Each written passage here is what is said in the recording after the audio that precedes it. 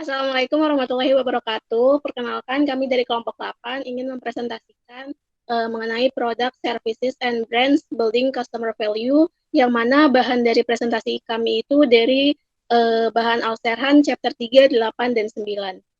Next. Nah, ini kelompok kami terdiri dari Muhammad Al-Nafwi Sono, Akbar Nur Furkon, Ataya Vita Kristana, dan saya Weni Dasari. Next.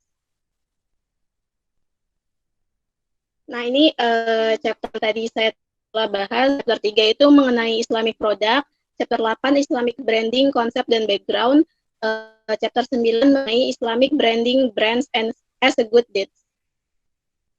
Next. Oke, masuk ke chapter 3 mengenai Islamic Product. Next. Oke, jadi introduction-nya dalam bahasa Arab yang merupakan bahasa Al-Quran, Sunnah, dan literatur Islam, kata-kata yang sering digunakan untuk menggambarkan istilah produk, komoditas, dan barang dalam bahasa Inggris, yaitu pertama ada taibat, yang mengacu pada kesucian, kebajikan, dan keabsahan. Yang kedua itu ada rizki, yang mengacu pada sumber taibat itu sendiri, yaitu Allah yang merupakan satu-satunya pemberi rezeki. Yang ketiga yaitu mata, mata A yang berasal dari bahasa Arab yang berarti kesenangan dan kegembiraan. Yang keempat yaitu zenah yang mengacu pada produk sebagai alat kecantikan dan perhiasan. Yang kelima yaitu sel'ah dan beza'ah, yaitu suatu istilah yang tanpa konotasi. Nah, di sini di poin ketiga dan keempat, mata A dan zenah A harus diperhatikan penggunaannya karena bisa mengacu pada suatu tindak pemborosan. Jadi penggunaan dari mata A dan zenah itu harus terbatas gitu. Sedangkan penggunaan dari taibat dan rizki itu penggunaannya itu tidak terbatas. Oke. Jadi kata-kata yang tadi saya telah sebutkan digunakan secara bergantian dalam studi yang berkaitan dengan sistem ekonomi Islam secara kontekstual dan konseptual yang berbeda dengan pemasaran konvensional, di mana kata komoditas dan produk mewakili deskripsi yang abstrak tentang manfaat yang ditawarkan kepada pelanggan. Oke, jadi perbedaan utama yang membedakan perspektif pemasaran Islam dengan konvensional adalah bagaimana memanifestasikan dirinya dalam istilah yang digunakan untuk mendeskripsikan produk dan bagaimana dampak mendalam pada seluruh keputusan terkait dengan produk, yang dimulai dengan pertama pemilihan nama merek atau brand, fungsionalitasnya seperti apa, lalu gayanya, kualitasnya, keselamatannya, terus segi dari pengemasannya, dan apakah ada garansi produk atau tidak. Nah, perspektif Islam ini selain menangani aspek berwujud dan tidak berwujudnya suatu benda, dia juga diatur apa yang disebut dengan makosid syariah, yang artinya itu tujuan dari apa tujuan dari syariah gitu. Next. Nah, selanjutnya itu the product in conventional marketing. Jadi dalam literatur dan praktik pemasaran konvensional, kata produk itu sebagian besar didefinisikan berdasarkan tingkat perwujudannya, di mana ketika atribut berwujud diklasifikasikan sebagai barang, dan penawaran yang memiliki atribut tidak berwujud itu diklasifikasikan sebagai suatu layanan. Nah, seperti gambar di samping itu ada tiga untuk menemukan produk yang dapat dipasarkan hanya berdasarkan maksudnya sangat sulit untuk menemukan produk yang dipasarkan hanya berdasarkan atribut tangible-nya yang merepresentasikan atribut aktual dalam tiga level yang seperti gambar di samping, yaitu ada dari core produknya, ada dari actual produknya, dan augmented. Nah, kalau di actualnya itu tangible-nya, jadi yang kelihatan seperti brandnya seperti apa, lalu stylenya, quality-nya, color-nya, terus modelnya seperti apa gitu. Lalu kalau augmented product, yaitu yang jenis produk yang apa apa sih kayak pendukungnya gitu, kayak customer care-nya seperti apa, warranties-nya seperti apa, lalu delivery-nya, services-nya, harganya, dan lain sebagainya. Nah, sebenarnya ini contohnya itu kayak mobil, sebagai mobil yang besar, merah, warnanya merah dan mewah, mungkin itu berdasarkan perwujudannya dari actual produknya. Tapi kalau augmentednya misalkan harga dari mobil tersebut berapa, lalu garansinya tuh berapa tahun gitu. Terus apakah uh, apa apa pengirimannya seperti apa dan lain sebagainya. Next. Nah, di sini ada kata de taibat. Jadi untuk memahami kata toyib dengan benar kita perlu memahami kegunaan dalam bahasa Arab yang sangat bervariasi nih. Nah, ini ada beberapa contohnya, yaitu yang pertama sebuah tanah adalah toyibah jika baik untuk perkebunan, angin adalah taibah jika lembut, makanan adalah taibah jika halal, terus seorang wanita adalah taibah jika dia benar dan terhormat. Sebuah kata adalah taibah jika itu baik dengan sendirinya. Sebuah kota adalah taibah jika aman dan makmur. Rasa adalah taibah jika bebas dari kotoran. Nah, misalnya suatu makanan adalah toib jika diperoleh dari tempat yang seharusnya dan sebagaimana mestinya. Seperti yang kita tahu kan, sekarang tuh kan makanan-makanan halal itu kan sangat diburu gitu kan oleh umat Islam. Maksudnya dia tuh nggak cuman baik untuk maksudnya tidak cuman berpatokan sesuai syariat, tapi biasanya makanan yang halal itu kan udah terjamin dari pengemasannya, dari bahan-bahan dasar yang digunakan dan lain-lain. Nah, istilah-istilah ini yang istilah-istilah toibah ini tidak pernah digunakan dalam bahasa Arab yang untuk menggambarkan produk seperti alkohol, layanan prostitusi, terus perbudakan, pokoknya yang suatu bisnis yang ilegal gitu. Nah, meskipun orang Arab pra-Islam menggunakan dengan benar, pemahaman lengkap tentang istilah toib tidak dapat dicapai tanpa memahami bagaimana istilah itu dibentuk oleh Islam. Jadi dari perspektif agama Islam, toibah itu dapat didefinisikan sebagai barang dan jasa yang sesuai dengan syariah. Lalu kata toibah atau toib juga disebutkan dalam Al-Quran sebanyak 18 kali dan dijelaskan oleh para ulama memiliki arti keindahan, kesucian, ada daya tarik, kebersihan, dan biasanya digunakan bersamaan dengan kata rizki. Next. Nah, lanjutan dari taibah di sini tuh ada dua kata, yaitu kata yang tadi masih sama, taibat dan kabait.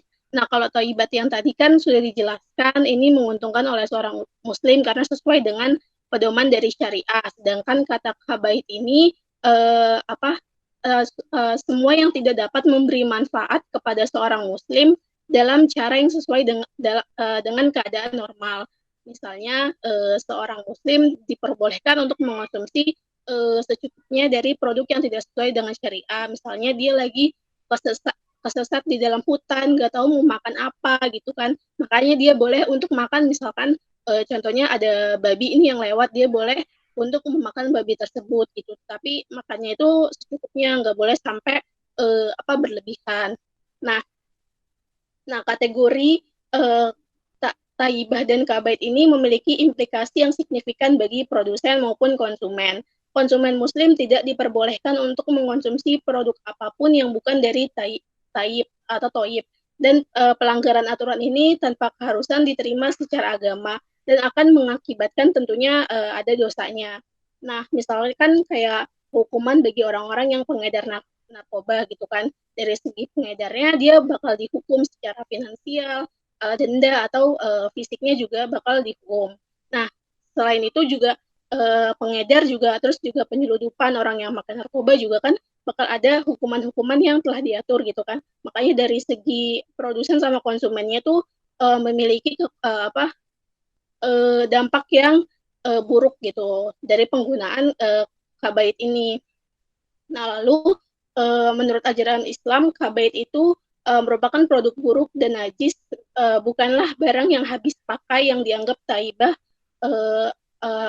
yaitu yang baik, suci dan indah. Oleh karena itu, yang pertama seharusnya barang kabait itu tidak ada dalam pasar Islam. Yang kedua, mereka tidak bisa dihargai, mereka tidak berharga, dan ketiga, benda-benda tersebut tidak dapat dianggap sebagai harta karena umat Islam tidak diperbolehkan untuk memilikinya. Yang keempat, mereka tidak dapat dianggap makmur bagi umat Islam, dan oleh karena itu kehilangan mereka tidak akan diberi kompensasi. Jadi orang yang memiliki barang-barang kabaid ini tidak bisa dianggap sebagai orang yang kaya, orang yang makmur gitu, karena produk tersebut itu tuh nggak boleh dalam ajaran Islam. Next. Nah, selanjutnya itu ada hierarki dalam produk Islam. Nah, kita kan pernah belajar dulu di usul fikih, ada produk Islam tuh hierarkinya tuh ada di sini tuh ada 4, ada daruriyah, hajiyah, kamaliyah, dan tarafiyah. Nah, kalau daruriyah ini produk yang basic needs dari masyarakat gitu, kayak misalkan beras dan lain-lain. Lalu kalau hajiyah ini sebagai komplemennya. Lalu kalau kamaliyah ya dapat berkontribusi untuk menuju perfect human life. Jadi sebagai apa sih kayak pencapaian yang lebih gitu daripada hajiyah. Lalu kalau tarafiyah itu sebenarnya dia lebih kayak extravagance gitu, nggak terlalu penting-penting banget, dan dia juga sebagai bentuk wasteful atau pemborosan gitu. Nah, kalau dari segi produsen dan konsumen, kalau dari barang-barang yang daruriyah itu dibolehkan untuk mengambil profit yang tidak terlalu tinggi, lalu juga distribusinya luas, lalu quality-nya juga bervariasi. Nah, kalau dari segi konsumen consideration-nya, quality quality jadi dengan adanya quality yang bervariasi bisa dicocokkan nih bagi masyarakat-masyarakat yang misalkan dia bisa beli beras mampu yang satu kilonya misalkan beras 20.000, tapi kan ada juga orang yang nggak mampu yang misalkan beli beras 1 kilonya misalkan 10.000 kayak gitu. Jadi dengan quality yang bervariasi ini yang dapat menyejahterakan masyarakat. Lalu kalau segi dari hajiyah, dari produsernya itu masih harus mengambil profit yang tidak begitu tinggi, lalu juga distribusinya luas, lalu juga di sini udah ada penekanan pada quality-nya.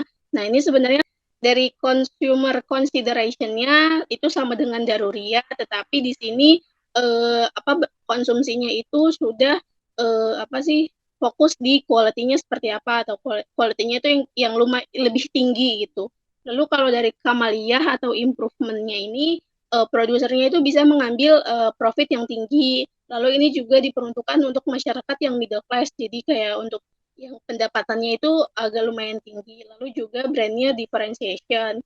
Lalu consumer consideration dari kamaliyat ini untuk mengonsumsi untuk menunjukkan karunia, maksudnya rezeki yang lebih gitu terhadap Allah. Nah, kalau yang terakhir itu tarafiyah, sebenarnya produser itu harus hati-hati gitu untuk memproduksi barang-barang yang tarafiyah, karena bakal dapat menimbulkan suatu maksudnya impact-nya itu bakal juga tidak baik gitu. Terus kalau dari consumer consideration-nya di sini mungkin orang-orang yang maksudnya bisa juga orang-orang ini dianggap sebagai, misalkan ini barang makin ke atas itu kan barang yang sebenarnya makin tidak dibutuhkan oleh masyarakat. Misalnya kayak suatu bentuk pemborosan, kayak misalkan dia udah punya TV satu, terus dia beli lagi TV buat di kamar, buat di kamar, buat di kamar. Sebenarnya kan itu kan sebagai bentuk dari pemborosan, dan hal lain yang ditimbulkan juga bisa mengurangi komunikasi dengan anggota keluarga kayak gitu. Next.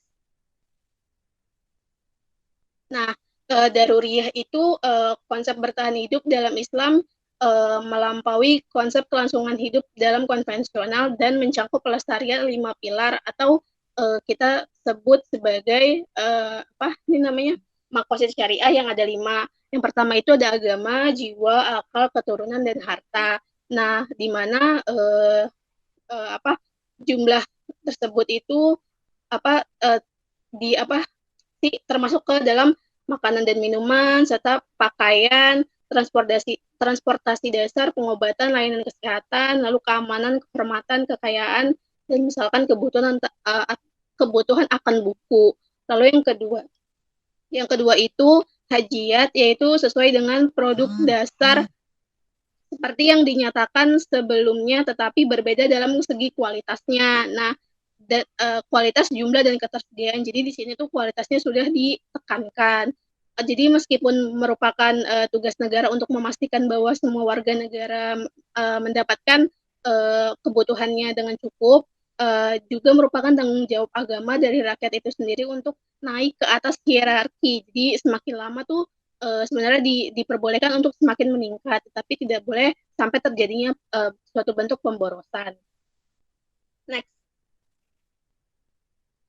Nah, yang terakhir itu ada kamaliyat or improvement. Jadi di sini kan dia tingkat ketiga dari hierarki produk Islami, melibatkan kepuasan 5 pilar kehidupan. Jadi itu jadi kalau misalkan dia punya rumah, berarti dia punya rumah yang bagus banget gitu kan.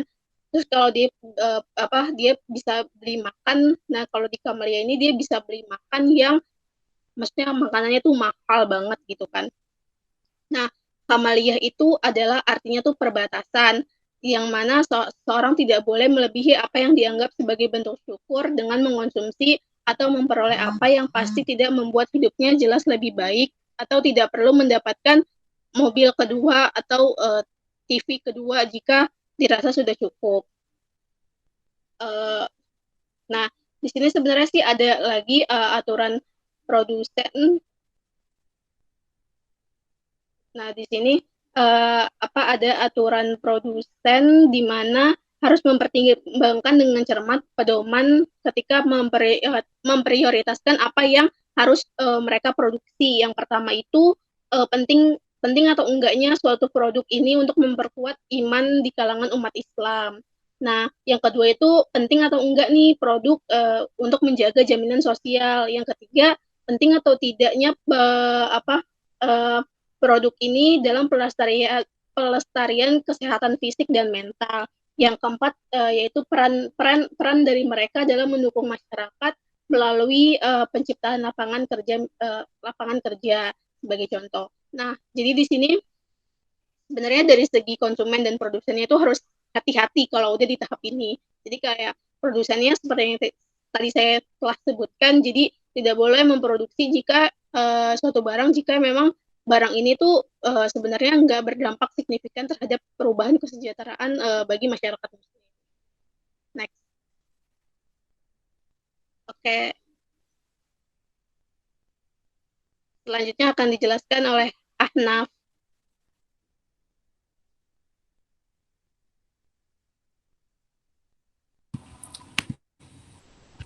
Oke guys, garing.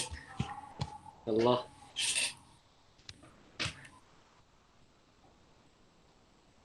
Bismillah. Assalamualaikum warahmatullahi wabarakatuh. Halo teman-teman, saya Muhammad Ahnaf. Insya Allah akan menjelaskan bagian selanjutnya. Tadi Weni udah jelasin tentang hal yang harus kita penuhin dalam hidup. Ada 3 hal yang tadi Weni jelasin. Nah, untuk melanjutkan pembahasan, kita imbangin nih sama yang nggak boleh untuk kita lakukan atau nggak boleh untuk kita haram, yang diharamkan. Maksudnya yang dilarang. Nah, Islamic Principles itu udah ngatur tentang barang-barang yang diharamkan. Ada 11 principles kalau di buku. Yang pertama, permissibility of things is the rule, prohibition is the exception. Mungkin maksudnya adalah segala hal dalam muamalah itu diperbolehkan kecuali hal-hal yang diharamkan. Ulang. Mungkin permissibility of things is the rule, prohibition is the exception. Kalau dalam muamalah itu hukum asalnya boleh kecuali hal-hal yang diharamkan. Yang kedua, to permit is and to prohibit is the right of Allah alone. Yang berarti ya hak untuk mengizinkan atau untuk melarang tuh emang haknya Allah. Jadi ya kita nurut. Yang ketiga, prohibiting the halal and permitting the haram is the wrongdoing. Nah, jangan kebalik. Justru yang ulang guys. Gue orang dari slide awal aja ya, biar ntar gak usah ngangkat-ngangkat. Assalamualaikum warahmatullahi wabarakatuh. Halo teman-teman, ketemu dengan saya Ahnaf. Dan di bab selanjutnya kita insya Allah akan bahas tentang haram products. Dan di Islam kita udah punya prinsip-prinsip yang ngatur tentang halal dan haram. Prinsip yang pertama, Permissibility of things is the rules. Prohibition is the exception. Maksudnya adalah dalam muamalah itu semua hal dibolehkan kecuali yang Allah haramkan. Yang kedua, to permit and to prohibit is the right of Allah alone. Yang artinya ya hak untuk mengizinkan atau untuk melarang kita melakukan sesuatu tuh ada dari Allah. Berarti kita harus nurut. Yang ketiga, prohibiting the halal and permitting the haram is wrongdoing. Artinya yang halal tuh jangan malah diharamkan dan yang haram jangan dihalalkan. Jangan terbalik. Yang halal halal, yang haram haram. Yang keempat, prohibition of thing is due their impurity and harmfulness. Artinya segala yang diharamkan itu pasti ada alasannya, yaitu impurity and harmfulness atau barang tersebut najis atau dan berbahaya. Yang kelima, what is halal is sufficient, while what is haram is worthless. Artinya yang halal itu cukup buat kita, yang haram itu nggak berguna buat kita. Yang keenam, whatever is conducive to haram is itself haram. Yang segala hal yang menuju kepada keharaman itu artinya haram juga. Yang ketujuh, permissibility of thing is the rule, prohibition is the exception. Kok sama sih? Kayaknya langsung ke 8 aja deh. Good intention do not make the haram acceptable. Artinya walaupun niatnya baik, yang haram ya haram. Misal kayak Robin Hood gitu mencuri untuk kemakmuran warganya, itu tetap aja haram. Yang sembilan, doubtful things are to be avoided. Maksudnya yang syubhat, yang kita ragu-ragu, lebih baik hindarin. Terus selanjutnya the haram is prohibited to everyone alike. Ya haram diharamkan pada semua orang. Yang ke-11, yang terakhir, necessity dictates exception. Artinya kalau kondisinya darurat itu beda lagi urusannya. Kayak yang tadi Weni udah jelasin. Nah selanjutnya ada rule of thumb-nya nih. Kira-kira ya kan banyak nih yang diharamkan. Rule of thumb-nya apa sih? Nah penulis ini merangkum kurang lebih ada 6 hal yang diharamkan. Bentar sebelumnya. Ya Allah keskip mulu gue. Selanjutnya ada dalil dari surat Al-Maidah ayat 3 yang artinya adalah sebagai berikut. Diharamkan bagimu memakan bangkai, darah, daging babi, daging hewan yang disembelih atas nama selain Allah, yang tercekik, yang terpukul, yang jatuh, yang ditanduk, dan diterkam binatang buas. Dan diharamkan bagimu yang disembelih untuk berhala. Ini tuh kurang lebih rule of thumb-nya kita untuk makanan dan untuk beberapa hal muamalah lainnya seperti mengundi nasib. Nah, untuk makanan kan rule of thumb kayak tadi ada beberapa rule of thumb. Untuk hewan-hewan yang mau kita makan itu harus disembelih terlebih dahulu. Nah, selain itu ada rule of thumb lainnya. Yang pertama, barang-barang yang mengandung babi itu tuh pasti haram. Yang kedua, produk yang beracun itu haram juga. Yang ketiga, gold and silverware, barang-barang yang ada emasnya atau barang-barang dari perak. Mungkin ilatnya saya nggak tahu sih, cuman ini mungkin bisa jadi bahan untuk didiskusikan. Mungkin ilatnya karena uang uang itu basisnya emas ya, terus kita nggak boleh jual beli emas kalau misalnya harganya nggak sebanding. Terus yang keempat, silk and gold for men, sutra dan emas untuk laki-laki itu haram juga. Yang kelima ada riba. Yang keenam ada hewan-hewan yang dibunuh, apa namanya, yang dimakan tanpa disembelih, seperti yang udah dijelaskan di Al-Maidah ayat 3. Nah, all commercial activities related to these categories of products are to be avoided. Example, nih barang-barang yang terkait dengan 6 komponen di samping itu haram. Misalnya produksi, distribusi, penjualan, konsumsi barang-barang haram. Misalnya miras itu kan haram, berarti aktivitas yang mendukungnya juga haram. Nah, selanjutnya kita insya Allah membahas tentang Islamic branding concepts and background. Sebelumnya kita fixin dulu nih, apa namanya, kurang lebih pengantarnya yang dikasih sama penulis buku. Gimana sih persepsi orang terhadap halal brands? Apakah produk-produk yang halal itu cuma digunakan oleh Muslim atau enggak? Dan faktanya, kalau kata penulis, nggak cuma orang-orang Muslim yang menggunakan produk halal. Di luar sana, itu tuh banyak juga orang yang senang sama produk halal karena kontennya bagus, karena bermanfaat, dan karena cara memperolehnya juga tidak enak lah di hati gitu. Dan selanjutnya kalau misalnya orang-orang udah butuh halal brands, gimana? Tugas MNC, multinational company, company itu harus benar-benar berkomitmen. Kita kan di sini sudut pandangnya sebagai marketer ya. Nah, kita tuh gimana caranya supaya bisa mempromosikan halal brands kepada orang yang membutuhkannya. Karena halal brands kan butuh kriteria tersendiri, barangnya harus halal, cara promosinya harus halal, dan sebagainya. Makanya kita sebagai marketer harus paham tentang hal ini. Dan barang yang harus halal itu bukan hanya makanan. Mungkin makanan adalah barang yang esensial dalam kehidupan sehari-hari. Tapi kan yang kita konsumsi nggak cuma makanan, ada kosmetik, obat-obatan, logistik, pakaian, terus kegiatan keuangan, banking dan sebagainya. Itu tuh harus halal juga buat seorang muslim.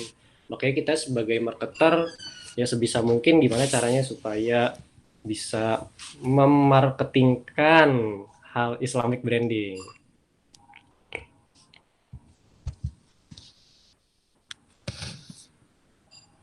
Udah next belum sih? Nah, kira-kira gimana sih pentingnya Islamic branding dalam marketing ini? Nah, perlu di-set lagi bahwa kita ini sudut pandangnya sebagai marketer. Berarti gimana caranya supaya kita bisa masuk ke pasar yang isinya muslim yang taat atau orang-orang yang tertarik sama Islam, brand yang Islami. Yang pertama, gimana caranya supaya kita bisa masuk ke market orang ke Islamic market? In order to engage the halal market, firms need to employ brand Islamization strategies. Jadi ada strategi-strategi yang gimana caranya supaya brandnya itu terlihat Islami dan terlihat Islami di mata orang-orang yang jadi pasar kita. Nah, untuk itu kita butuh strategi. Marketing strategis has to be adjusted to Islamic values, standards, and guidelines. Islam itu punya nilai-nilai tersendiri, punya standar dan guideline-nya sendiri, sehingga strateginya harus sesuai dengan apa yang ada di standar tersebut. Yang ketiga, Islam itu punya kultur yang beda sama Barat. Kalau di buku kan sudut pandangnya bukunya untuk orang-orang Barat. Nah, di bukunya itu ngasih tahu bahwa di negara-negara Islam itu kulturnya beda. Sehingga misal kalau kalau restoran itu harus ada label halalnya, makanan harus ada label halalnya, begitu pula produk perbankan. Sehingga kulturnya beda. Dan karena kulturnya beda, adaptasi dan lokalisasi itu harus dipertimbangkan dalam membuat keputusan marketing.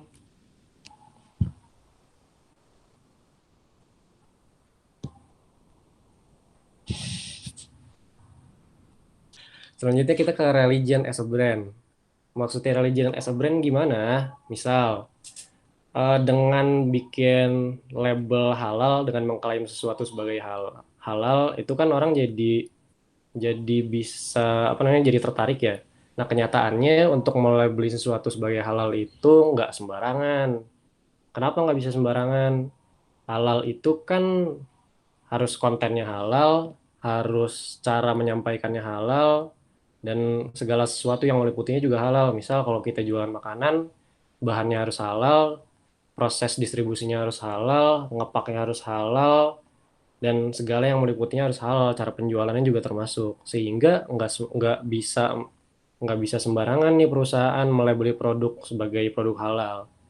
Karena ada conditionnya. Yang kenapa? Gimana conditionnya maksudnya? Conditionnya itu harus comply sama aturan-aturan dalam Islam. Yang artinya ya harus harus segala sesuatu yang meliputinya harus halal. Nah, tapi dalam marketing juga jangan kebablasan.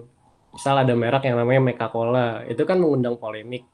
Mungkin kalau yang bikin seorang muslim itu nggak terlalu jadi polemik karena jadi pandangan orang-orang, oh dia juga muslim kok, dia juga menjalani agama Islam. Tapi kalau misalnya kita kita kerja di perusahaan, misalnya dari luar negeri, terus perusahaannya bukan perusahaan yang dimiliki sama muslim. Kalau misalnya main-main, misal bikin merek Coca-Cola, itu tuh dianggapnya pelecehan, sehingga kita sebagai marketer harus hati-hati. Marketingnya wajar aja. Islamic branding define. Nah, yang mau dituju dengan adanya slide ini adalah kira-kira Islamic branding tuh bisa diperoleh dari mana sih? Yang pertama, by religion.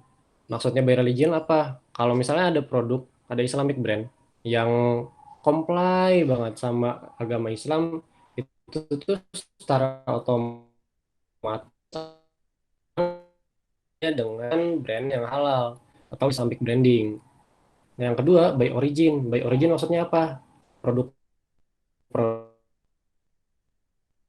negara-negara Islam Indonesia kan kebanyakan Muslim, sehingga ada husnuzon dari warganya bahwa semua produknya itu halal. Nah, kita kita banyak temuin di Indonesia, misal produk-produk yang halalnya itu, misal belum ada merek halalnya, kita tuh husnuzon bahwa produk itu halal. Kadang ya kita pernah kan kalau misalnya makan sesuatu nih, terus beberapa hari kemudian kita baru sadar, wah ternyata produknya belum ada label halalnya. Nah, itu tuh sering terjadi di negara-negara Muslim. Makanya Islamic branding by origin ini harus dikonfirm lagi, ini beneran halal atau enggak. Karena by origin ini biasanya husnuzon-husnuzonnya husnuzon aja. Yang ketiga by customers. Ini tuh terjadi banyaknya di negara non-Muslim. Misal kita pergi ke eh, negara-negara yang Muslimnya jarang, mana ya? Misal Eropa Eropa Timur deh. Mungkin di sana Muslimnya jarang, terus ada perusahaan yang masuk nih, terus menciptakan brand khusus untuk Muslim. Nah, sehingga Muslim-Muslim yang ada di negara non-Muslim, Muslim-Muslim yang ada di negara tersebut itu bisa terpenuhi kebutuhannya. Nah, ini namanya Islamic branding by customer. Artinya target customernya adalah Muslim. Sehingga mereka harus comply sama aturan Islam buat nge-reach target customer tersebut. Nah, tapi Islamic brands ini nggak bisa, apa namanya, terkadang terbentur juga karena kan Islamic brands ada yang by origin ya. Itu tuh harus dikonfirm dengan Islamic produknya. Kalau misalnya originnya udah Islami, misal originnya dari negara Islam kan belum tentu produknya Islami. Nah, ini tuh supaya marketingnya jadi maut benar-benar berhasil, antara antara citra si brandnya dengan produknya itu benar-benar harus sejalan, harus sama-sama halal. Kalau Islamic brand itu kan ya bisa berbohong gitu. Artinya mentang-mentang dari negara Islam bukan berarti dia produknya halal. Karena sering kejadian di negara kita yang produk-produknya jadi kita husnuzon aja bahwa itu halal padahal belum tentu. Nah, citra makanya kita bilang bisa berbohong. Tapi untuk meningkatkan Islamic brand atau citranya ini, sebuah perusahaan bisa pindah ke, misal bikin pabrik di Indonesia gitu yang negaranya mayoritas Muslim. Nah, itu bisa meningkatkan citra si brand tersebut sebagai brand halal. Kenapa? Ada beberapa alasan.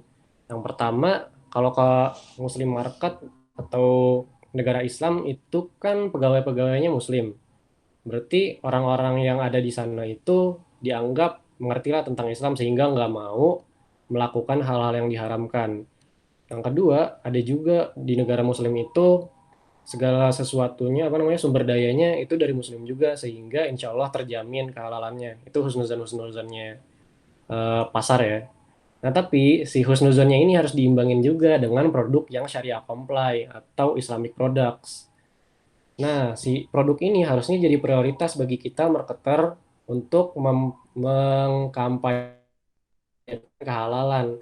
Karena kalau misalnya kita udah kampanye halal, tapi produknya belum halal, gimana? Berarti kita nggak kredibel dong. Ya, berarti marketing kita palsu. Sehingga produk ini harus sesuai sama brand atau sama citranya. Nah, relocating to Muslim market ini keuntungannya seperti yang saya sudah sebutkan tadi, tapi ini lebih rinci di slide ini. Kita sama-sama, apa namanya, menyamakan persepsi dulu nih bahwa Muslim market ini artinya pasar Muslim, orang-orang yang 100% patuh sama agama Islam. Sehingga kalau misalnya kita mau kampanye ke sana, mau promosi ke sana, kita harus sesuai juga sama Islam. Nah, kalau relocating to Muslim market ada tiga manfaatnya. Yang pertama, produknya itu perceived, maksudnya citranya adalah dari Muslim untuk Muslim. Karena pegawai-pegawai kalau misalnya di negara Muslim ya mayoritas Muslim juga.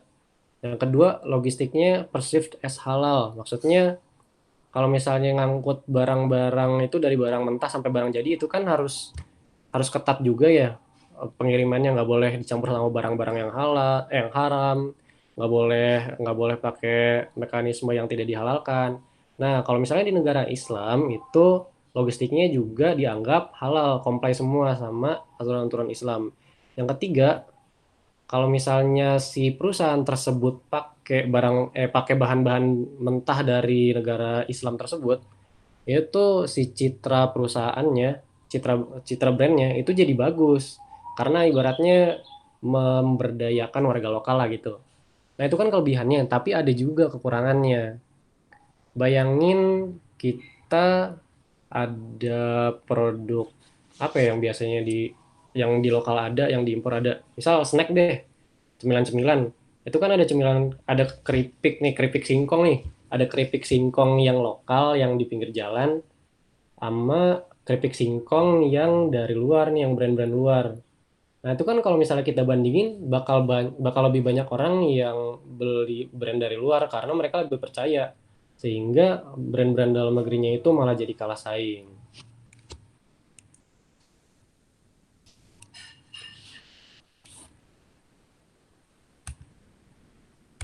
Udah nggak sih gue?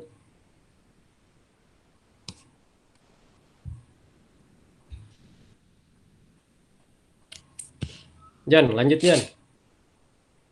Yo,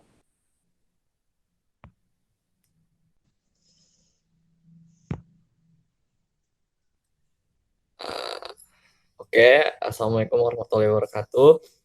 Saya Fauzan akan melanjutkan penjelasan dari chapter 8 yang sudah dijelaskan bagian awalnya oleh Ahnaf sebelumnya. Kemudian kita akan masuk ke halal market atau pasar halal.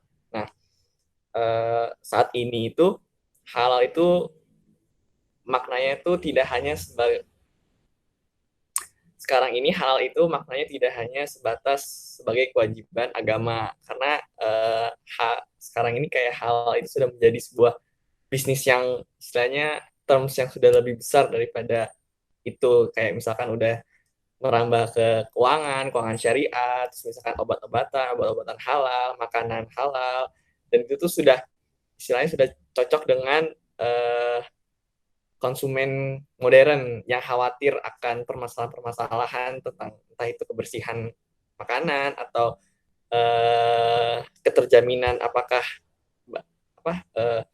produk yang dikonsumsi itu jelas apa enggak dan lain-lainnya. Makanya sekarang ini tuh banyak perusahaan multinasional yang sudah mulai ingin ataupun sudah mulai masuk ke pasar halal atau mungkin sebelumnya dijelasin itu seperti kayak pasar konsumen muslim, pasar muslim atau sebagainya ya. Intinya pasar yang targetnya atau segmentasi pasarnya adalah yang halal atau yang sesuai dengan ajaran Islam.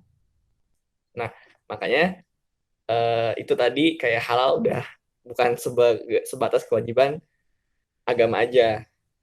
Maka dari itu, halal ketika perusahaan ingin masuk eh, ke pasar halal, itu bisa jadi pertimbangan utama untuk branding perusahaan tersebut sebelum masuk ke pasar tersebut. Next.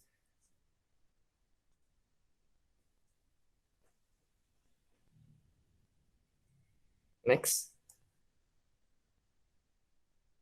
Nah, halo, halo. Satu, sekali lagi, sekali.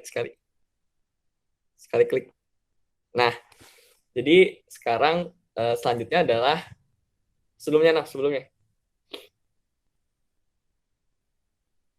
Nah, selanjutnya adalah apa sih major consideration para perusahaan, khususnya perusahaan multinasional sebelum istilahnya masuk ke pasar halal tersebut. Nah, jadi kayak ada timbul istilahnya sebuah terms atau pernyataan ataupun pertanyaan yang muncul ketika perusahaan ingin masuk seperti uh, harus mendefinisikan siapa itu pelanggan halal atau pelanggan dari pasar halal tersebut, kemudian membedakan kategorinya ada apa aja sih di pasar halal, terus kemudian pentingnya inovasi di pasar halal tersebut, kemudian ada juga menjelaskan kesulitan-kesulitan dalam sertifikasi halal, kemudian juga ada menjelaskan betapa pentingnya supply chain, memastikan supply chain yang perusahaan atau marketer buat itu tuh sudah sesuai ketika ingin masuk ke pasar halal, dan juga istilahnya bisa membedakan antara mana yang halal dan mana yang kosher, atau kosher itu istilahnya halalnya di Yahudi, jadi kayak gitu sebagai produk religius. Next.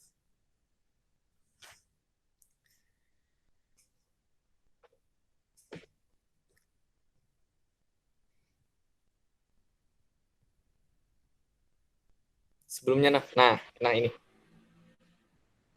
Nah, selanjutnya adalah customers of halal. Jadi kayak hal itu tadi yang udah dijelaskan itu adalah konsep menyeluruh untuk mengadopsi produk-produk yang mengedepankan kebaikan di semua aspek kehidupan, baik itu amal untuk dikonsumsi, diproduksi, dan juga memperhatikan aspek-aspek lingkungan. Makanya produk halal itu istilahnya sekarang tuh menjadi arus utama bagi arus utama dan cukup istilahnya sangat menarik bagi para konsumen modern yang ingin mencari produk-produk berkualitas tinggi dan tentunya juga etik gitu, kayak sesuai dengan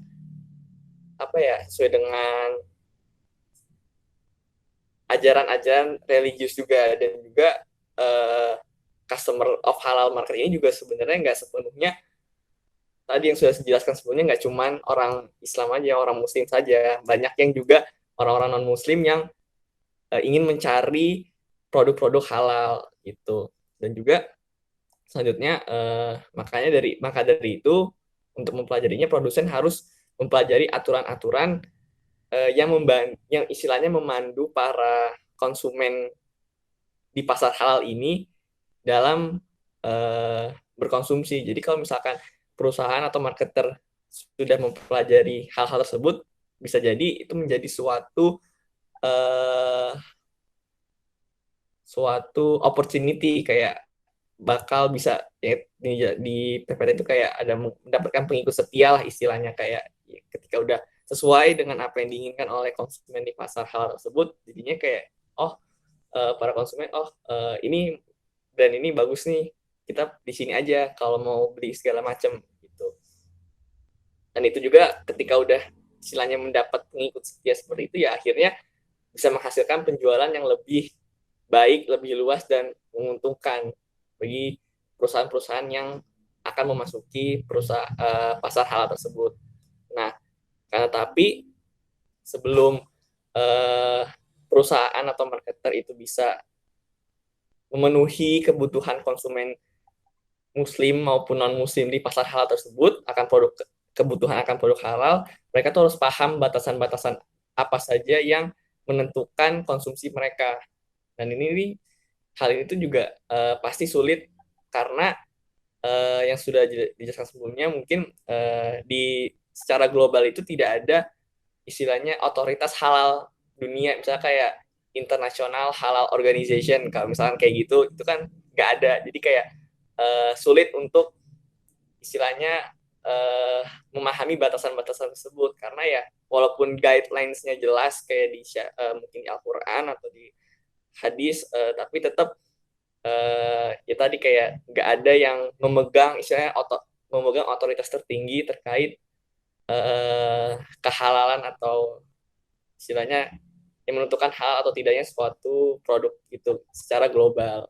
Biasanya kan negara-negara aja, per negara itu ada kayak MUI dan segala macam. Next.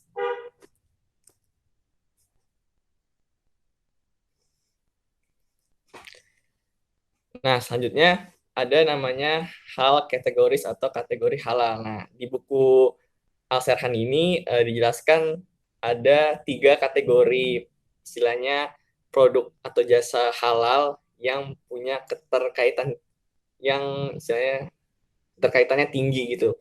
Yang pertama itu ada makanan, kemudian gaya hidup, dan yang ketiga itu ada jasa. Next.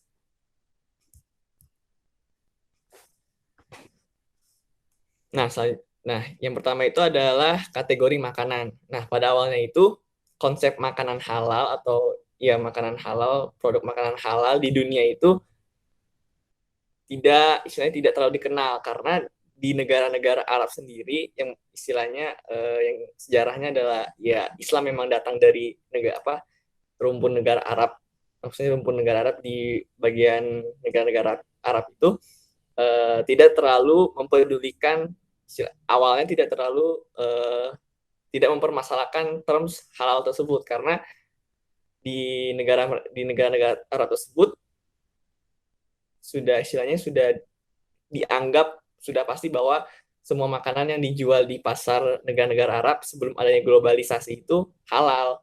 Nah, baru setelah adanya globalisasi pasar, free trade, segala macam perdagangan bebas, barang bisa masuk keluar dari mana saja. Jadi terms halal istilahnya dianggap penting oleh negara-negara Arab, nggak negara-negara Arab saja, tapi juga semua negara-negara yang mungkin concern terhadap produk-produk halal. Tuh, makanya awalnya tuh makanan itu kategori makanan belum istilahnya dari negara Arab sendiri pun belum terlalu diangkat permasalahan halal atau tidaknya suatu produk makanan. Next.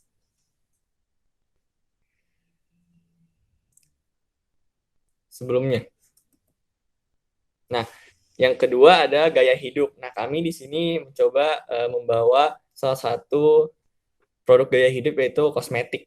Dan juga di buku Al-Serhan ini dibahasnya untuk gaya hidup ini lebih ke kosmetik. Jadi kayak awalnya juga produk gaya hidup, misalnya kosmetik, baju-baju, atau mungkin sabun, sampo, segala macam yang grooming products itu dalam perkembangannya istilahnya halal, orang-orang mulai concern ini sabun ini halal nggak sih, sabun ini sebenarnya haram atau halal, itu awalnya itu lamban karena yang pertama, faktor pertamanya itu sektor ini kayak kosmetik, grooming products ini istilahnya tidak punya urgensi yang sama dengan makanan gitu.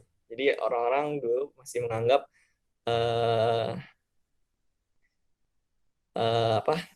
kategori ini tuh masih belum terlalu penting ketimbang ngurusin masalah makanan gitu. Nah, yang faktor kedua juga yang tadi yang nyambung nih sama faktor pertama itu ya, dan juga sudah dijelaskan sebelumnya oleh Weni atau Ahnaf, banyak yang terlambat memahami bahwa konsep halal itu, terms halal itu tuh nggak hanya sekedar makanan. Konsep halal itu istilahnya terikat di seluruh aktivitas kehidupan kita, mau itu dari bangun tidur sampai mau tidur lagi, itu di situ ada banyak konsep halal yang bisa kita temukan. Nah, makanya tadi kenapa yang untuk kategori gaya hidup ini istilahnya terlambat dalam perkembangannya, yaitu banyak orang-orang terlambat untuk memahami bahwa konsep halal itu gak sekedar makanan aja. Next.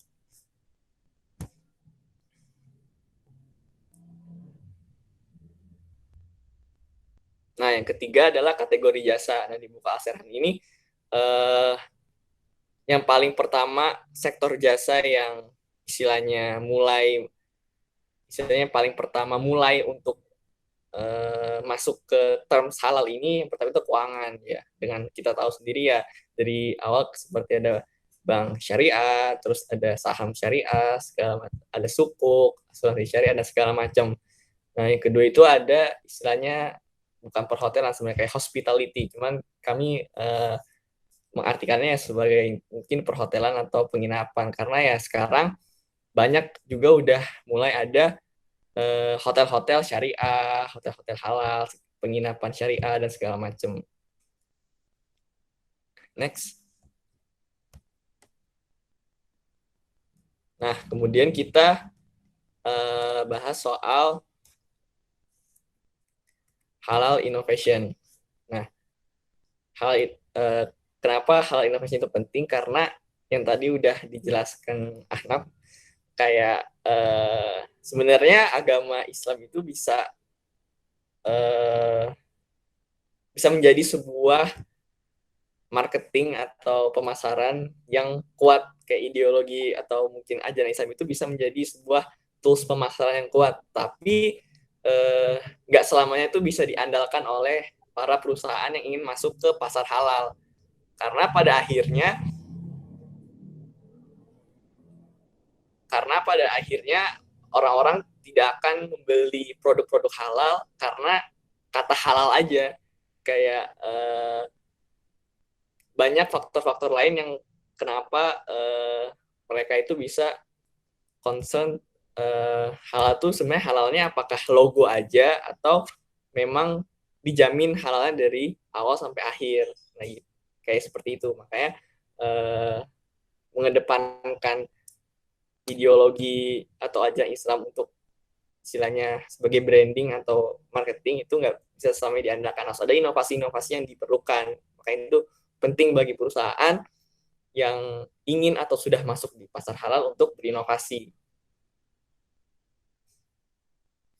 Nah, kayak merek-merek mainstream atau merek-merek yang udah terkenal juga sebenarnya bisa menarik konsumen di pasar halal maupun itu muslim atau non muslim tanpa perlu merubah lini produk inti mereka. Nah, perusahaan tuh bisa ada solusi lain, yaitu dengan pendekatan komunikasi pemasaran. Misalkan kayak yang bisa dilakukan oleh perusahaan yang ingin masuk ke pasar halal. Jadi mereka tuh nggak perlu merubah atau mengintroduce brand baru, tapi tetap bisa brand A ini misalkan ya udah ketika masuk pasar halal namanya tetap A, tetap lini produknya A dan di bawah-bawahnya. Nah, itu bisa lewat pendekatan komunikasi pemasaran untuk menarik konsumen-konsumen di pasar halal tersebut. Next. Nah, ini contohnya ada 3. Misalkan Nestle, yang dijelaskan di bukunya ada Nestle misalkan. Jadi itu Nestle itu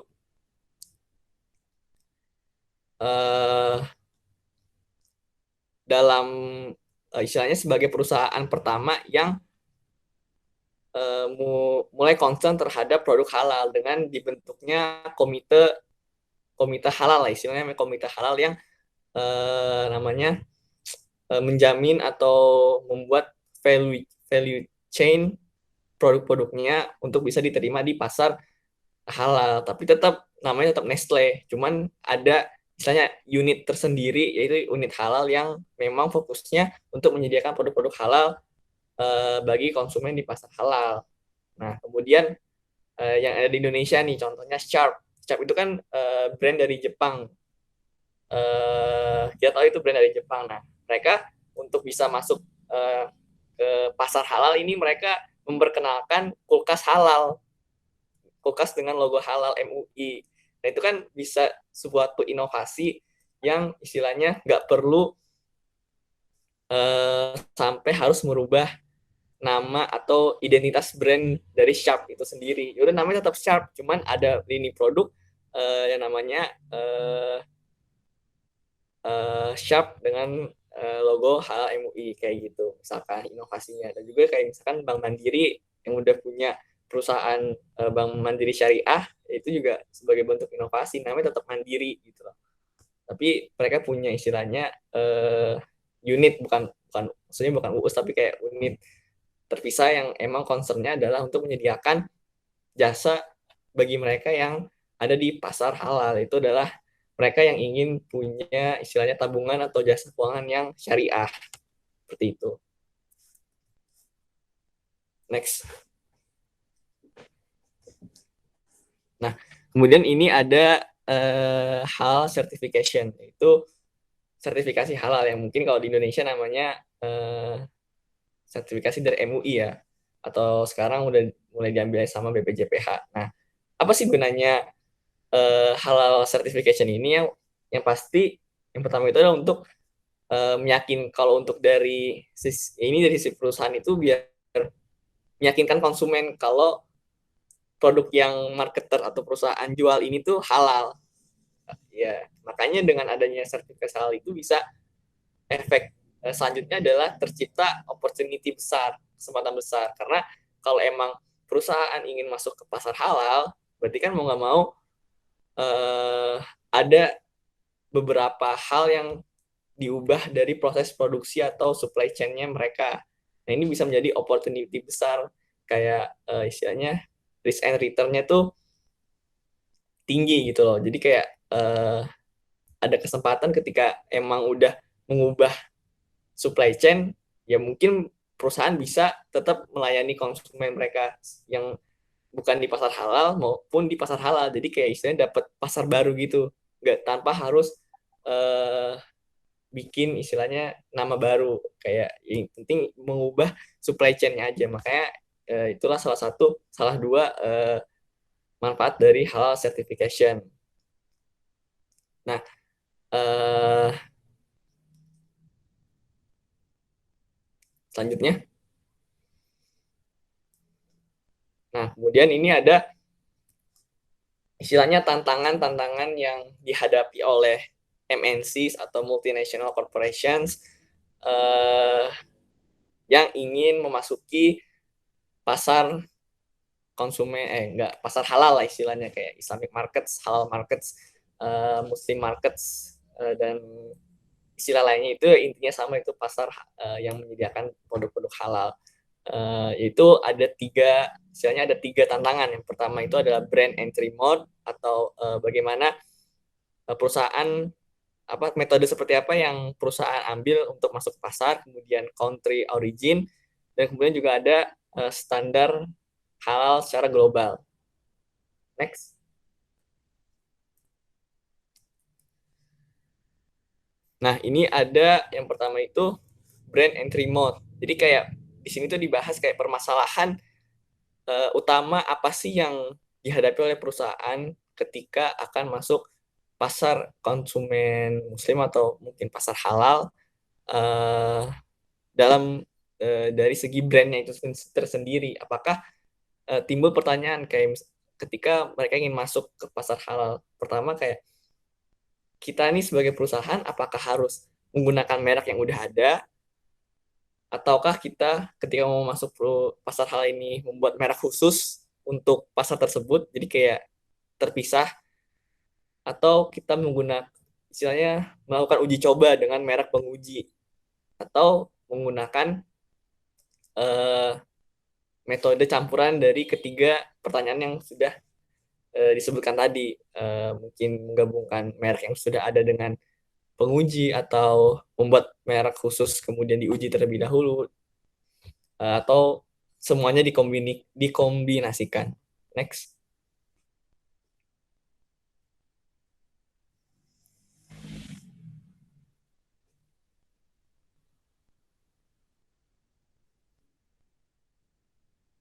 Nah, ini ada konsiderasi dari tadi dari brand entry mode. Jadi kayak konsiderasi itu kayak eh, apakah lebih baik eh, mengatur mengembangkan merek tunggal atau punya portofolio merek yang lebih banyak. Karena kan di situ ada istilahnya ada cost and benefit-nya. Nah, di sini dijelaskan di buku Asarhan itu kita punya merek tunggal yang enggak, maksudnya ketika masuk pasar halal ya udah kita pakai nama kita sendiri, nggak perlu bikin subunit atau nama baru, itu lebih efektif secara biaya ketimbang punya merek-merek lain yang menyesuaikan pasar halal tersebut. Nah, tapi ada konsiderasi lain yang dijelaskan bahwa ketika perusahaan tidak mengubah merek mereka ketika ingin masuk ke pasar halal, itu bisa membuat perusahaan dalam kerugian.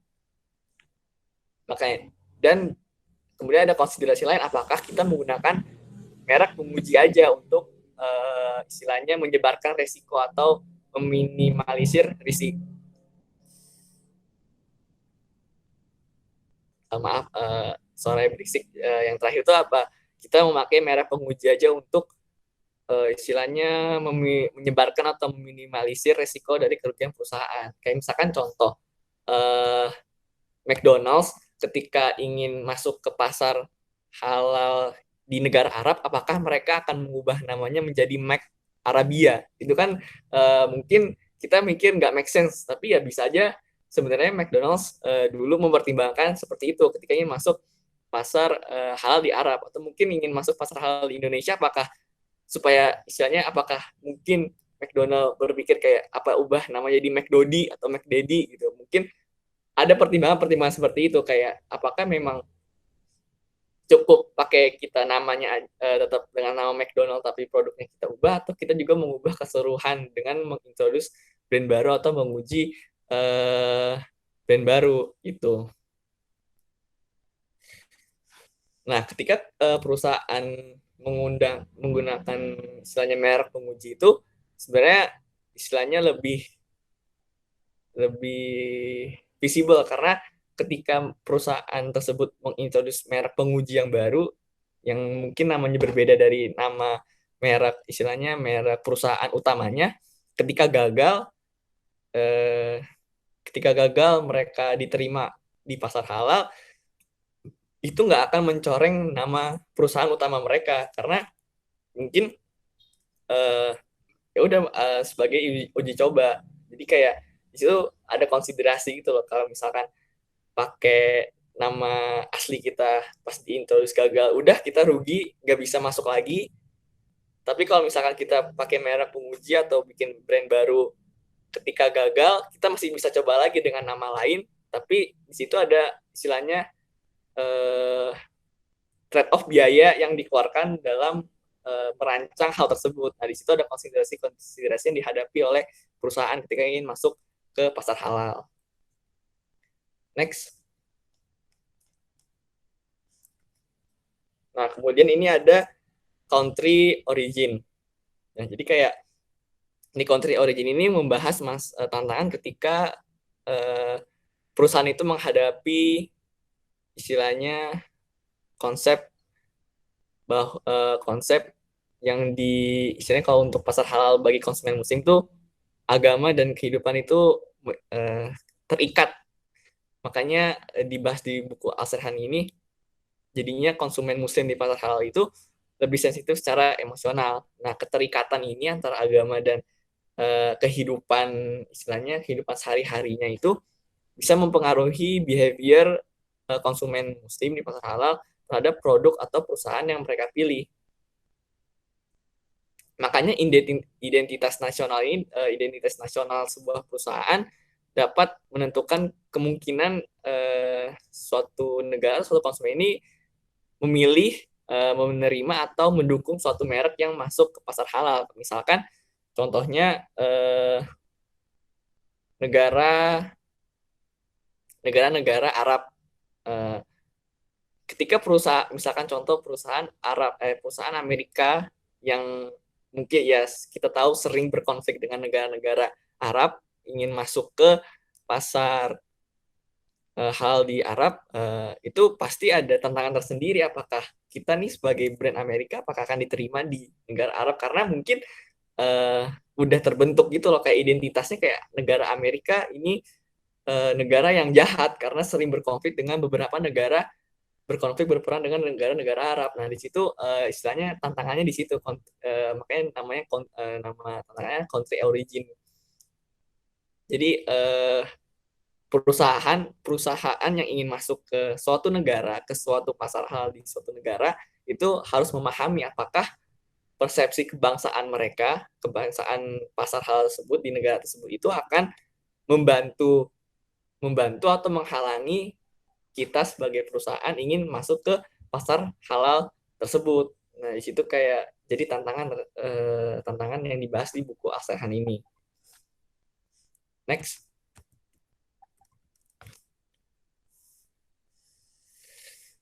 Nah, kemudian ada global halal standar. Nah, jadi global halal standar ini tuh mengacu pada standar halal kan membantu yang tadi kita sertifikasi, seperti sertifikasi dan segala macam itu, membantu perusahaan dan pelanggan juga untuk membedakan apa yang diterima oleh perspektif Islam atau syariah terkait produk halal. Dan itu juga akan berpengaruh pada value chain yang tercipta dalam proses standarisasi tersebut. Nah, yang tadi sudah dibahas kayak istilah halal dan haram mulai diperhitungkan semenjak dunia masuk ke pasar komersial dan globalisasi. Next.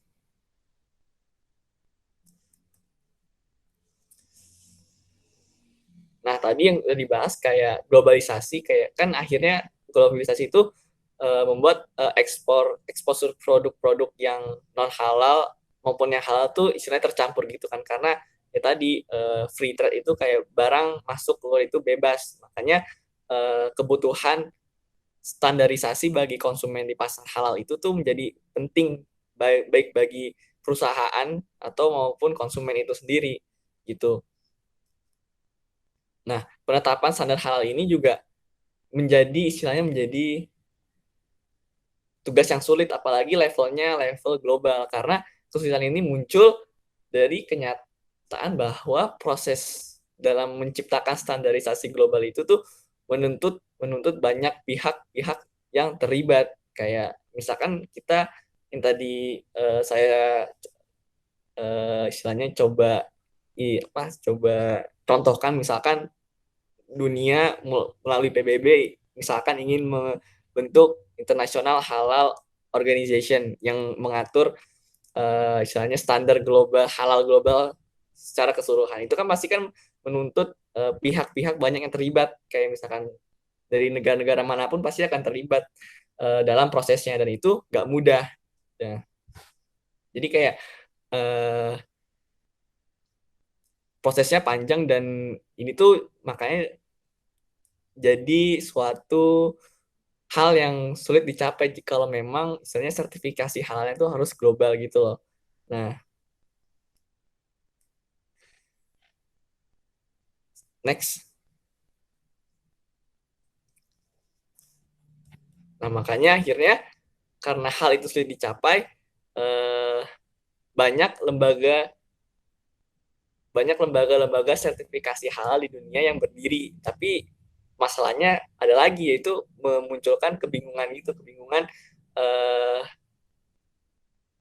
apakah ketika perusahaan masuk dan istilahnya menunjuk lembaga ini sebagai lembaga yang mensertifikasi perusahaan kita di pasar tersebut, apakah kompeten apa enggak gitu. Karena kalau misalkan salah, istilahnya tidak kompeten dan ternyata salah, akan repot lagi, dan saya ada pertimbangan kos, waktu, proses segala macam. Belum tentu juga konsumen di pasar halal akan menerima kembali ketika istilahnya sudah diperbaiki gitu loh. Jadi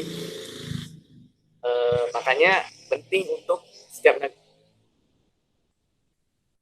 makanya penting bagi setiap negara itu punya lembaga sertifikasi yang didukung oleh pemerintah sebagai certifier yang terpercaya. Kalau misalkan di Indonesia itu namanya MUI gitu. Jadi kayak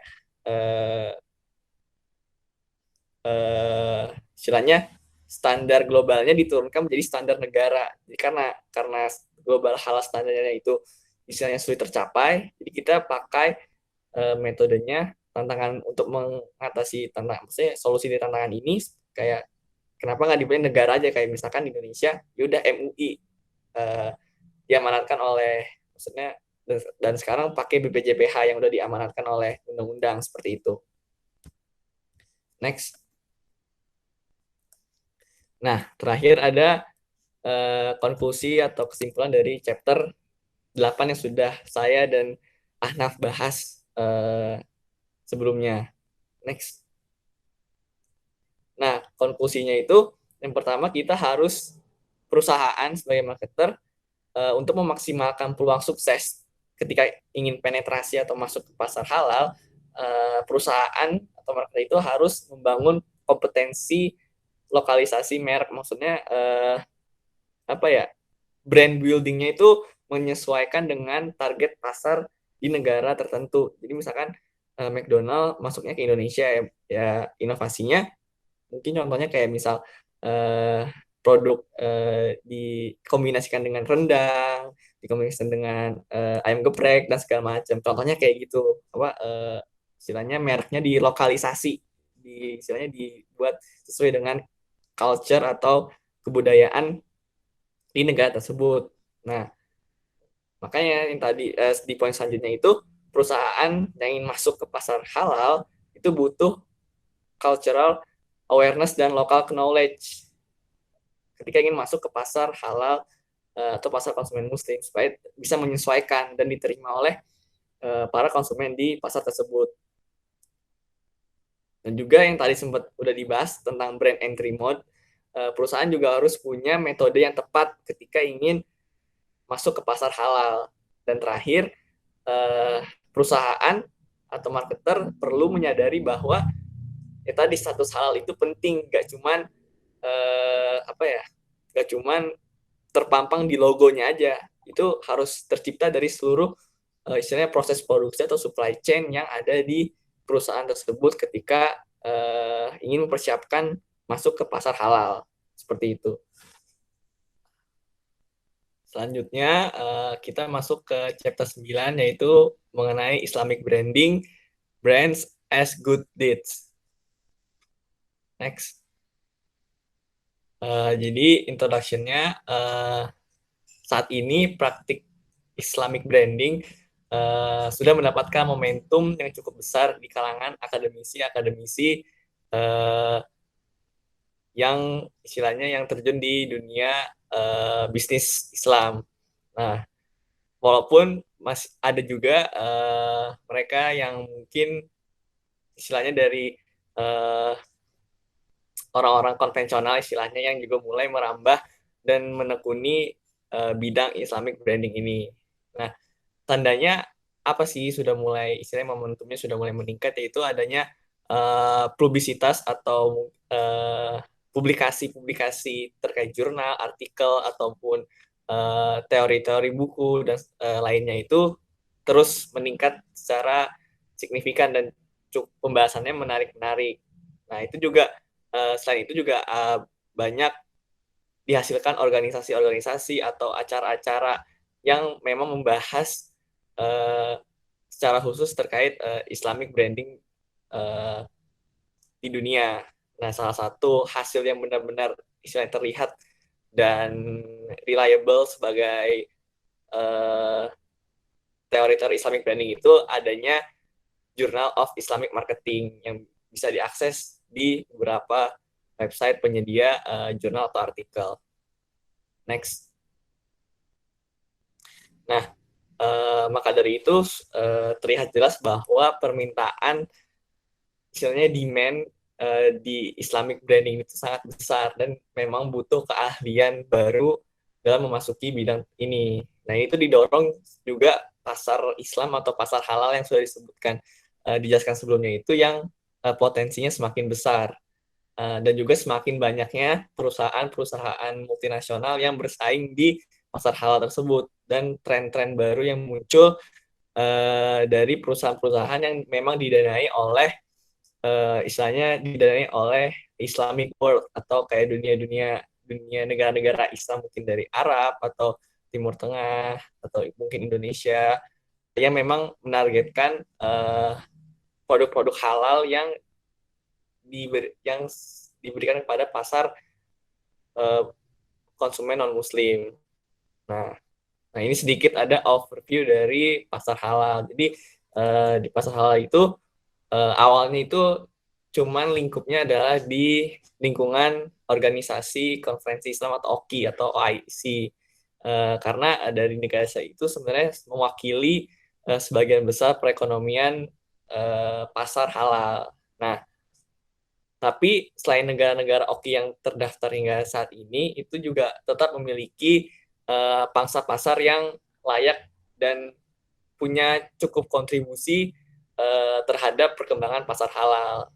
Dan yang dibilang oleh Nestorovic di artikelnya pada tahun 2010 ini, pada saat diterbitkan itu punya potensi sekitar 670 miliar dolar, yang mana itu sangat besar dan masih bisa terus berkembang lagi. Nah, ini rincian tabel yang ada di buku Al-Serhan ini yang istilahnya menggambarkan seperti apa sih di berbagai belahan dunia ini pangsa pasar dari pasar halal khususnya untuk makanan. Di situ ada seberapa besar populasi muslimnya dan potensi sebesar berapa juta USD. Nah, yang tadi potensi-potensi yang ada tabel di sebelumnya itu tuh sudah dijelaskan di chapter sebelumnya, itu mencakup dari 3 kategori utama di industri hal itu sendiri, yaitu yang pertama ada makanan, yang saat ini memang didominasi oleh perusahaan multinasional non-muslim seperti KFC, Nestle, McDonald's, Burger King, segala macam. Kemudian ada gaya hidup yang masih juga didominasi oleh perusahaan multinasional yang non-muslim. Dan yang ketiga ada sektor jasa, yang antara lain keuangan, perhotelan, dan logistik. Nah, lain-lain ini meskipun mungkin berubah karena banyak negara-negara yang lain seperti Cina dan Eropa yang istilahnya masih muslim, misalnya masih minoritas, itu tetap bisa mengembangkan interestnya di situ. Nah, oke, selanjutnya apa sih Islamic branding? Misalnya ini sekarang kita membahas Islamic branding karena sampai sekarang itu tuh sebenarnya Islamic branding itu belum punya istilahnya termsnya itu belum dipahami apa sih sebenarnya Islamic branding tersebut, karena seringkali penggunaan kata Islamic ini nih terkadang sensitif gitu, karena bisa aja misalkan kita bingung nih produk-produk yang memang di istilahnya originalnya atau istilahnya pabriknya itu di negara Islam, apakah sudah akan dianggap halal atau enggak. Misalkan negara-negara misalkan Mesir kan kita ketahui banyak mayoritasnya penduduk muslim, tapi kan belum tentu produk-produknya juga memproduksi yang halal-halal saja. Misalkan masih memproduksi anggur atau wine, itu kan walaupun datangnya dari sana, bisa aja karena orang-orang tahu itu bukan negara yang mayoritas muslim, jadi dianggap sebagai halal, padahal kan nggak gitu, maksudnya nggak sampai istilahnya pemahamannya nggak di situ. Jadi sampai sekarang tuh masih bingung, ini Islamic branding tuh sensitif karena masih bisa istilahnya penerjemahannya itu masih banyak dan masih luas. Nah, di buku Al-Serhan ini Islamic branding itu dibagi jadi 4. Nah, yang pertama itu ada True Islamic Brands atau merek Islam sejati. Nah, merek-merek ini nih atau branding Islamic branding tipe yang pertama ini tuh memenuhi 3 deskripsi dari Islamic branding itu sendiri, yaitu yang pertama halal, diproduksi produknya halal, kemudian kedua diproduksi di negara Islam, dan ketiga menargetkan konsumen muslim. Jadi saya pemenuhannya dari 3 kategori tadi, halal, diproduksi negara Islam, dan juga targetnya konsumen muslim. Nah, kata true ini tuh tidak berarti bahwa kategori merek Islamnya itu salah. Misalnya sebagian besar merek yang berasal dari negara-negara Islam halal, hanya karena ditujukan untuk konsumen muslim. Jadi nggak sepenuhnya yang tidak true Islamic branding itu salah gitu. Kemudian yang kedua itu ada traditional Islamic brands atau merek Islami tradisional. Nah, merek-merek ini berasal dari negara Islam dan menargetkan konsumen-konsumen muslim. Seperti yang dijelaskan sebelumnya, itu dianggap halal. Nah, sebelum globalisasi pasar Islam, dianggap sudah pasti bahwa semua merek yang tersedia di negara Islam tersebut adalah halal. Nah, namun setelah globalisasi tumbuh secara eksponensial,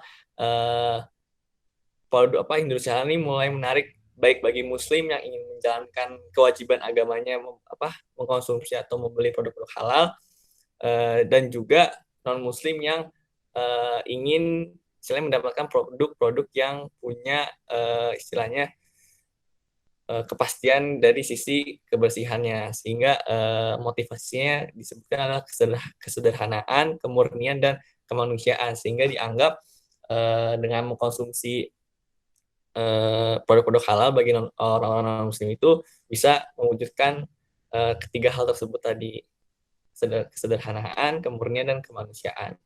Next. Nah, yang ketiga itu ada merek Islami inbound atau bahasa Inggrisnya inbound Islamic brands. Nah, brand-brand ini tuh brand halal yang menargetkan konsumen Muslim, tetapi asalnya dari negara-negara non Muslim atau negara-negara minoritas Muslim atau mayoritas non Muslim. Merek-merek ini sebagian besar itu istilahnya diislamisasikan. Jadi supaya itu menjadikan produk-produknya halal, misalkan KFC, McDonald's atau Burger King. Kan kalau di Amerika itu biasanya misalkan McDonald's itu burgernya ada bacon. Bacon itu kan dari babi kan. Nah, ketika masuk Indonesia yang negaranya mayoritas Muslim, bacon itu dihilangkan, diganti dengan beef bacon atau yang memang dihilangkan gitu. Itu jadi istilahnya inbound. Nah, kemudian yang keempat ada merek Islami outbound. Nah, merek atau branding halal ini berasal dari negara Islam, tetapi tidak menargetkan konsumen Muslim. Tuh, misalkan produk-produk dari negara Arab Saudi yang mau diekspor ke negara-negara seperti Amerika atau mungkin negara-negara Amerika Selatan yang memang targetnya di situ mayoritas non-Muslim seperti itu. Next, ya silahkan, Penny. Oke, saya akan melanjutkan pembahasan dari Fauzan tadi. Jadi bagi umat Islam, branding itu tidak dapat dipisahkan dari keyakinan atau suatu agama. Jadi semua tindakan yang dilakukan itu harus berpatokan pada ketentuan atau ajaran yang telah diyakini oleh seseorang. Jadi kalau dari berarti harus berpatokan pada keyakinan dan prinsip-prinsip syariah. Lalu jadi tindakan itu nggak bisa berpatokan pada keinginan manusia saja, tapi ada rules dan regulation yang telah ditetapkan oleh oleh Allah yang sesuai yang sejalan dengan prinsip syariah. Next.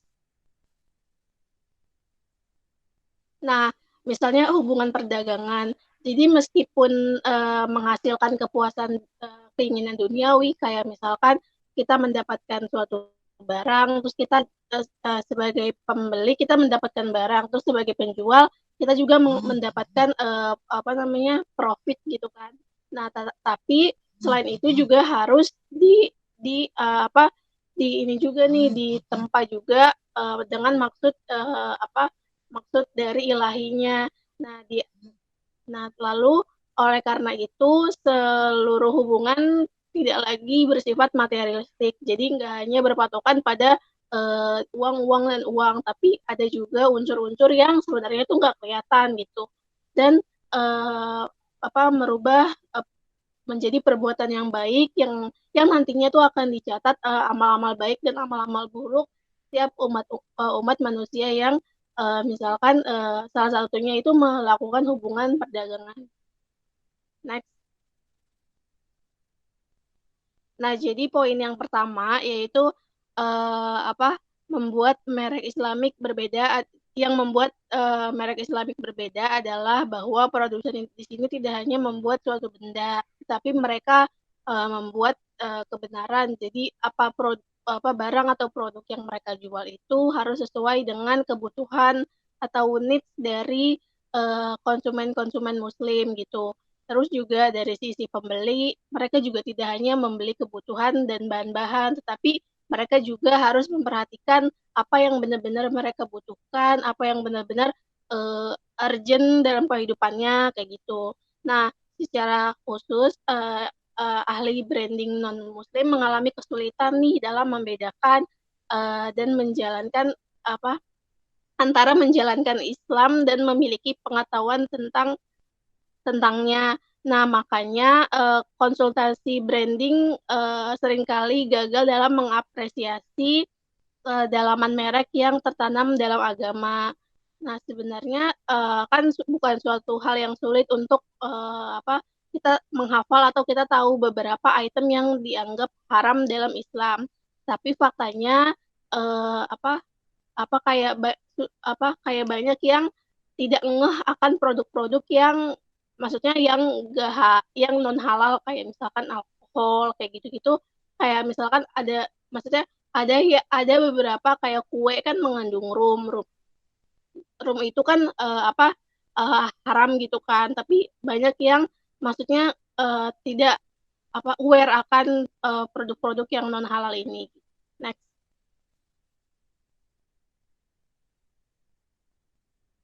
Nah, meskipun branding bagi Muslim dapat menggunakan teknik branding yang dikembangkan oleh para ahli Barat, jadi kita bisa berpatokan kayak melakukan suatu branding berpatokan dengan para ahli-ahli gitu yang udah pernah melakukan branding. Nah, tetapi harus mempertimbangkan kebutuhan spiritual dari konsumen Muslim sebagai sasaran produk kita.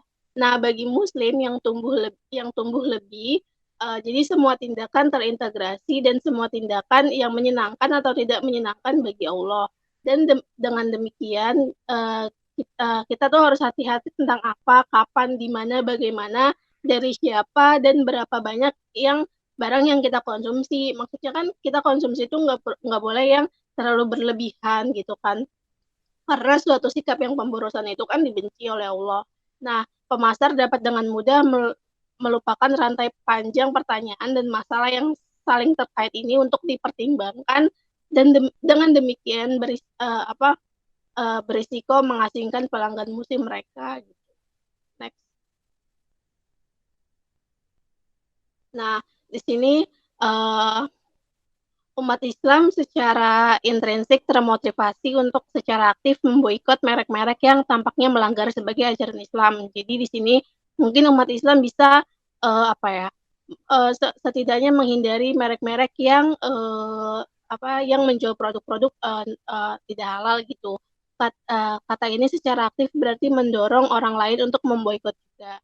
Nah, sebagian besar pelanggan Muslim yang mengetahui merek Denmark mengatakan bahwa kualitas dan harga mereka tersebut bersaing bahkan lebih unggul. Namun umat Muslim berhenti membelinya di seluruh dunia Muslim karena si produk ini dicap sebagai perbuatan buruk dan dosa. Nah, lalu jadi kalau di sini sih intinya kayak kalau kita tahu suatu produk itu udah non halal, maka kita harus juga setidaknya tuh memberitahu sekitar kita bahwa apa apa penggunaan produk ini nggak boleh loh, kita makan produk ini nggak boleh loh karena ada ini ininya gitu. Jadi kita bisa sama-sama mengantisipasi ke dalam perbuatan yang dilarang oleh Islam. Next. Oke, cukup sekian presentasi dari kami. Kurang lebihnya mohon maaf kalau ada yang ingin bertanya bisa di kolom komen atau di pertemuan selanjutnya. Oke, wassalamualaikum warahmatullahi wabarakatuh.